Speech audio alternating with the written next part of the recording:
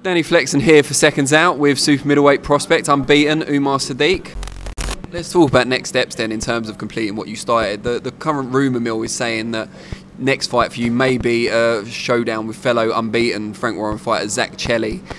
Is that a fight that's likely, and is it a fight you'd welcome? Look, I saw the interview recently where Frank Warren was asked about it and he said he's trying to make the fight.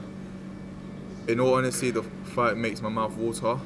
And I've seen Zak Chelli come out on Twitter saying he would happily take it. So, you know how it is. That was just some random unknown prospect there walking past. Anthony something or other.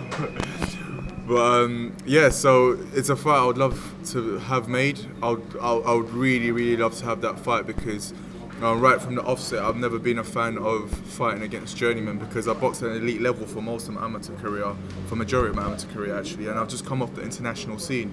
So I've always just thought, why am I dropping down in levels like this? Because I wouldn't even want to fight these guys in amateurs. So fighting someone like Zak Chelli is something that really excites me, and I really hope that fight gets made. Your trainer we spoke to earlier, he was talking about fast-tracking you at least to British level. Yeah. I'm assuming that's something you're on board with. What do you think of the current British scene at super middleweight?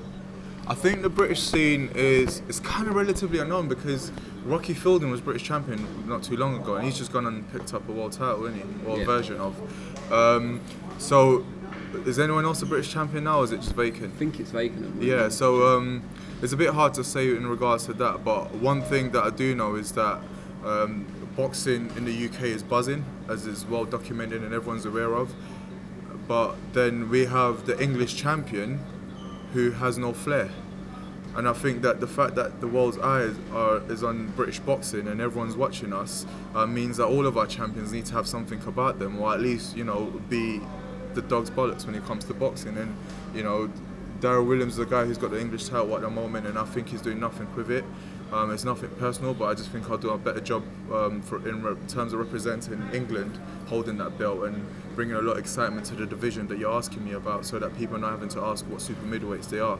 I will bring a lot of hype to it. I self-promote unashamedly, and you know, in doing so, promoting myself, I also drag other people into it. Darryll Williams is a lot more known now than he was before I start calling him out. Should I fight Zak Chelli, the same thing would be for him.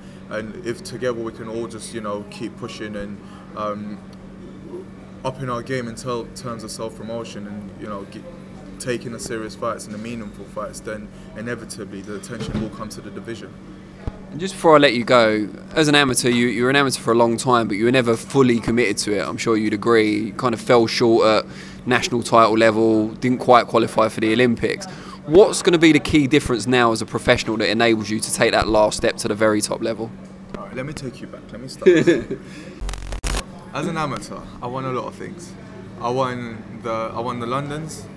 I won the North East Divs more times than I remember. I won British University Championships. I won the Haringey Box Cup twice when it was still something.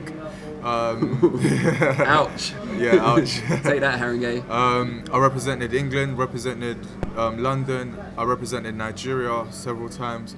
I was Nigerian champion also. So, yeah, but apart from all of that, I'm joking. I wasn't suggesting you were a failure as an amateur. No, but yeah, I will get to it. So I know you weren't, but just the viewers might have misinterpreted it. Yeah, so I was making a point that I still had a good amateur career. I just didn't win the ABAs or the Olympics.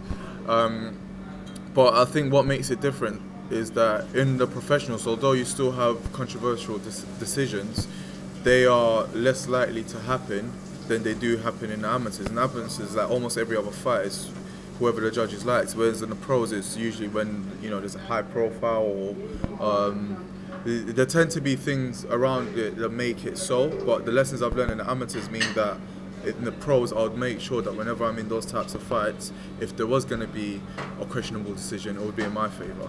Hence why I made sure that I signed with a big promoter. I was never going to turn pro if I didn't sign with Frank Warren or someone else who was similarly big. Nice way of avoiding Eddie Hearn's name there. Frank will be very happy with you. Well, we wish you the very best of luck on your journey. We're going to shoot some technique instructional videos in a minute, which should be a lot of fun for all of us. But I'm not sure what that's going to entail, but you'll love it. All right, brilliant. Thanks for your time. Thank you very much.